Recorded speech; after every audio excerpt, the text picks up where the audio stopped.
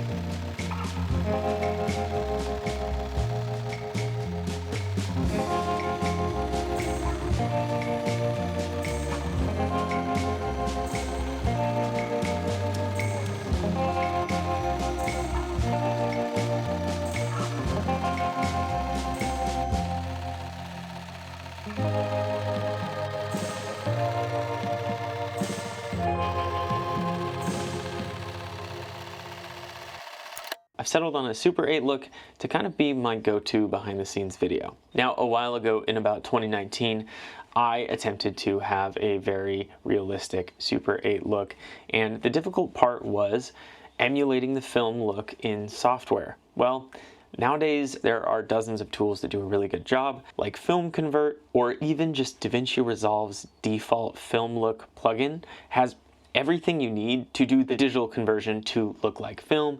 It even has film mats and all that stuff. So I will show you how to do that in Davinci Resolve, but honestly, that's the easy part. I want to talk about the rest of the things that you can do to actually make your footage look more like Super 8 film and why they're way more important. Here is the rig that I came up with. It is my Nikon ZF on a wooden handle with the Polar Pro Light Leak lens.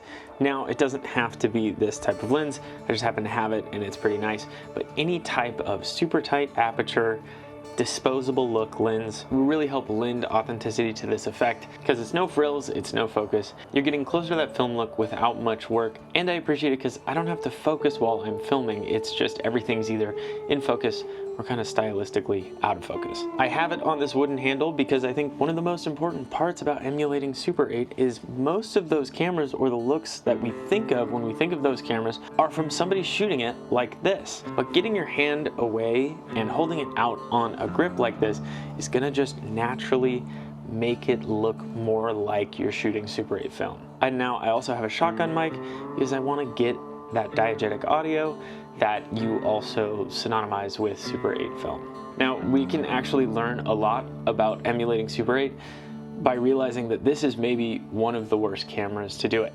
I like the old vintage aesthetic, and I think that helps visually, like looking at it. However, Super 8 is a really small sensor size. This is a full frame sensor, and it's just not gonna read out fast enough with that jittery, unstabilized look. You're gonna get an insane amount of rolling shutter, and that will immediately throw off the entire look.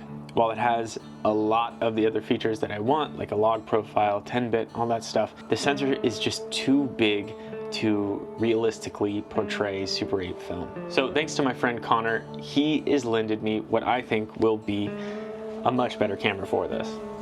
Before we get to that, I'll show you some footage from this right now. Now, I actually attempted to save this by cropping the sensor in camera. You can switch from FX, which is their full frame, to DX, which is their APS-C crop sensor.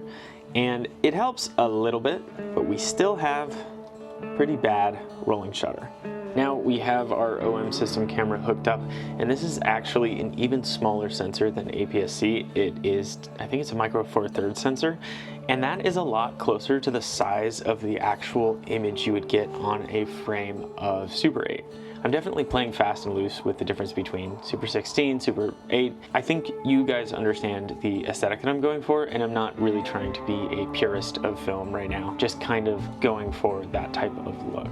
So a few things that help with this setup: I have the camera on a sling, so it's on my hip, so I can just pull it up, start recording, and then start filming. For me, I've realized that cranking your shutter speed a little bit too high gives you a tad bit more of that jittery look. Also, we don't have a cool disposable lens for this camera. We just have a 17mm lens that on this sensor is something like a 40mm lens, and that'll work perfect. I'll just stop it all the way down so that the focus is not going to be that much of an issue. I'm still going to allow this camera to autofocus, but again, I don't think it will have to too much. I'm gonna disable the image body stabilization. Again, I am looking for this jittery look. When the camera pulls up like this, it takes a little bit of jitters. It's not full frame. It doesn't have that crazy depth of field. This is all helping with the look. You want to lean into these issues, which are really just stylistic effects, as much as you can in camera, because adding it digitally is good, but it will never look as good as getting it in the camera settings, or with the size of the sensor, or with how you're holding the camera. That's the important parts. That's what's going to actually sell your look even more. Now let's talk about why I'm doing this at all. First off, I have the DJI Osmo 3. I'm filming on it right now. It looks great. I love it for YouTube videos and stuff like that. But when I'm looking for something stylistic, I want to do a little short video along with the photos. I want something that's going to have more visual interest, that's going to be remembered by the client, grabbing people's eyes on social media, something like this. So today I'm going to go test this out on a model shoot out in Joshua Tree. The whole theme for this one is like trailer park, so the style of film emulation is going to actually be perfect for this setup. Having the camera on my hip ready to just shoot behind the scenes is just going to be so helpful to grab those shots and actually make something. Speaking of which, you probably already saw it. I don't know if it looks good or not, but I think it's gonna look good. All right, so we're going to jump into my method of film emulation. Again, it's pretty damn simple, and I'm not gonna go super in depth in exactly what I'm doing for every step, but just enough where you should be able to follow along. Let's jump into the color page. We have got a shot that I shot with that rig. Now let's watch it without any emulation on it.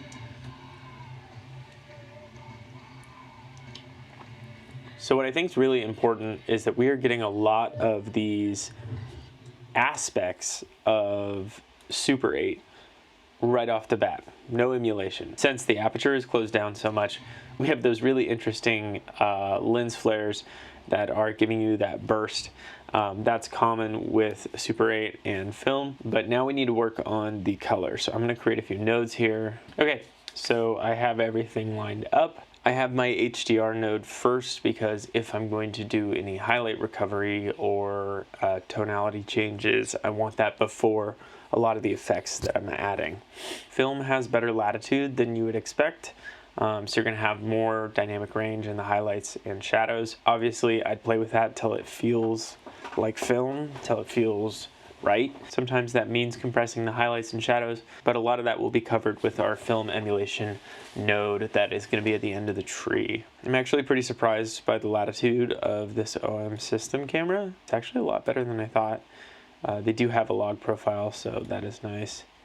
I'm going to pull down the lights and the highlight, and I'm going to bring up the shadows just a little bit, just because I want that latitude, and again, it's going to get crunched later pretty heavily by the film emulation node. I have a cheeky little trick that I use for my edge blur, and I've applied it already because it just takes a little bit. But essentially, you want to use a tilt shift blur that is going to reference a map source, and that map source is going to be a mask in a second node, and the blur will reference the mask. If you disable the mask, you see it blurs the whole thing. And we're using the tilt shift blur because it's the only blur in Davinci that is able to reference the mask, and that way you can have that progressive edge blur. Let's put the LUT on. We probably should have done that first, but I'm just going to literally use the Olympus Rec 709 conversion LUT that Davinci Resolve provides. Now I'm going to do another layer of blur.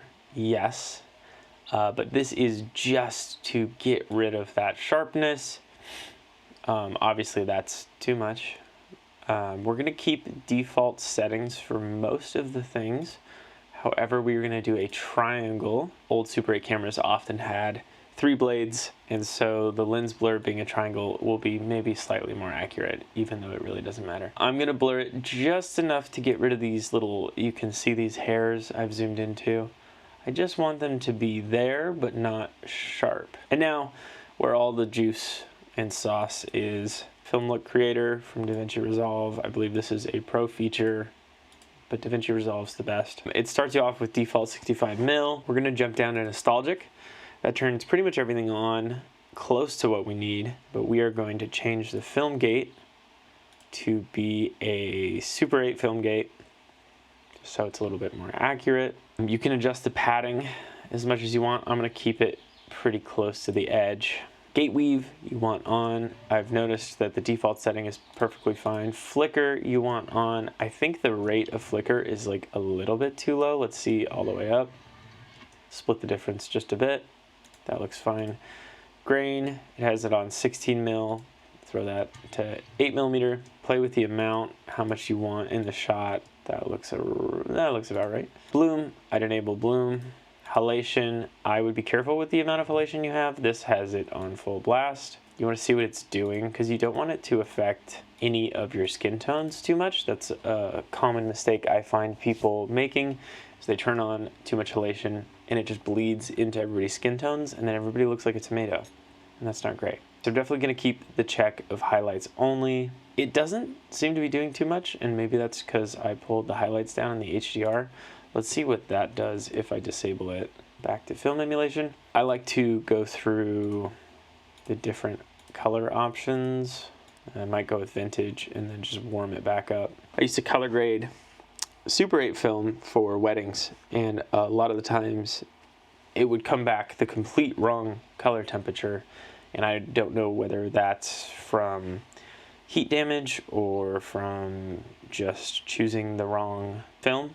But we'd have to massively color correct it, and so it would look kind of crazy, but kind of good. I mean, like, it's part of the look. Okay, so it's naturally going to have some of the fade on. I think it's a little bit too desaturated, at least for my taste.